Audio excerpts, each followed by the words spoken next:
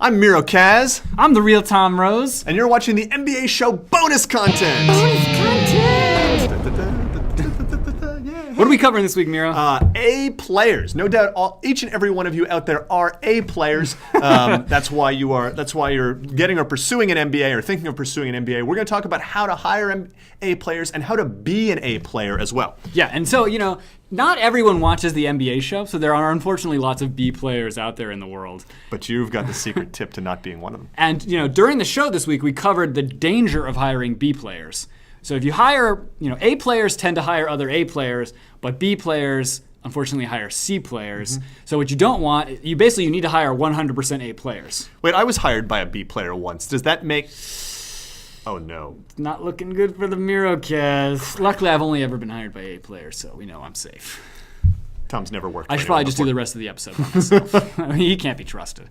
So one of the things we're going to talk about this week is suppose that you are in charge of hiring, which as MBAs you will soon find yourself in charge of or at least involved in. Mm-hmm. And the question is, how do you hire A players? What are the best practices for that? And think through this is a great way to also think about how to make sure that employers recognize you as the A player that you no doubt are. So how do they do that? Sure. Well, I think the most important thing is for you to recognize that the hiring of A players is of paramount concern. So usually when you go to hire someone, you have some other more time-pressing concern. Like, we need someone in sales this week.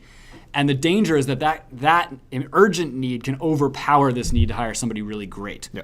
But when you think about it in the context of hiring a B player could have ripple effects, which could destroy your sales organization, the decision you should come to is, okay, we can actually let this slip an extra week if that's going to mean we can avoid hiring a B player. Yeah. For you looking for a job, what that means is remember that most companies, they're going to say that it's really important to them to hire A players, but actually they're looking to fill an immediate need that they have right now, and you can play into that. By filling that immediate need and showing that you're good, just give them the hints that you're an A player. So for most places that aren't rigorous about this, simply targeting their immediate needs and showing that you're a player of quality actually will go a long, long way. We think of this as whoring.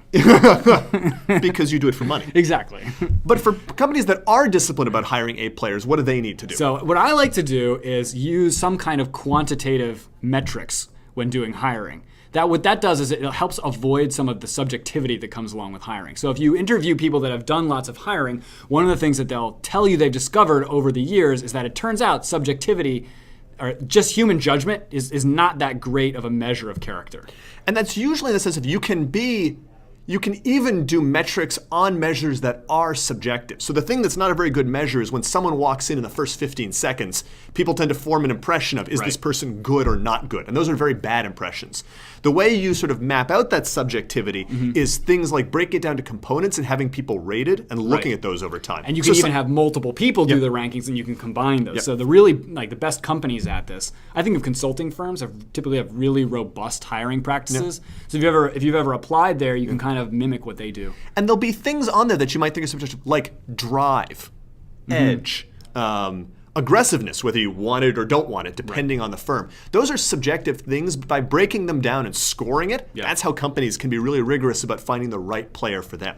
So let's take a look at some of the companies in the local area. So for example, HubSpot is a company that the Miro Kaz and I actually both interned at last summer. And one of the things that I saw them do, which I really liked, was in their when they were hiring for their development department, what they would actually have candidates do is do a programming challenge.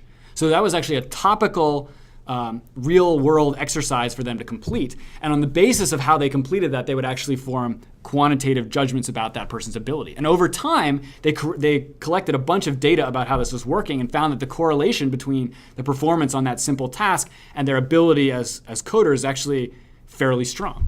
I worked for Bain & Company, worked with them on some of their hiring, and they do a similar thing with the case studies. So you may think of the case studies as just a test of how you perform at certain types of logic. It's actually a tremendously good personality test for how people behave under pressure. Because you're taking a job interview situation that's already a test, and you're layering an additional test on top of that test. Right. And so you actually really see what happens to people under pressure. And they similarly did a correlation. Actually, separate from this, what numerical correlation was the highest predictor of success for pre-MBAs at Bain? Height. Their SAT score. Really? Come on. Yes, they actually ran it back, and your SAT score was the most predictive predictor. Well, just skip the MBA then. Once you've got that SAT score, you go straight into management consulting. What this means for you is do research on the categories that they're looking for. Do research on as an applicant on how companies hire, and try and figure out the dimensions that are important to that company. And when someone says something to you like, we really care about X, if they're a good company, they're going to be measuring for X. Right. Make sure you know that. Think about that through all of the dimensions and ways that you interact with a company. How you talk about your past employment history, how you give examples, how you interact with them as people. I was once asked to play ping pong as part of a job interview. And on the other side of the fence, they were testing for competitiveness. So it wasn't just a casual thing. They were actually measuring a specific thing that was important to what they determined an A player to be at that company. Sure.